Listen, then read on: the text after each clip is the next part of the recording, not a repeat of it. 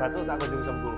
Inilah salah satu titik yang bisa kamu lakukan untuk membantu mengurangi keluhan tersebut, yaitu terletak di area samping lengan, paling ujung samping ketiak, yaitu dengan cara dilakukan penekanan dan putar.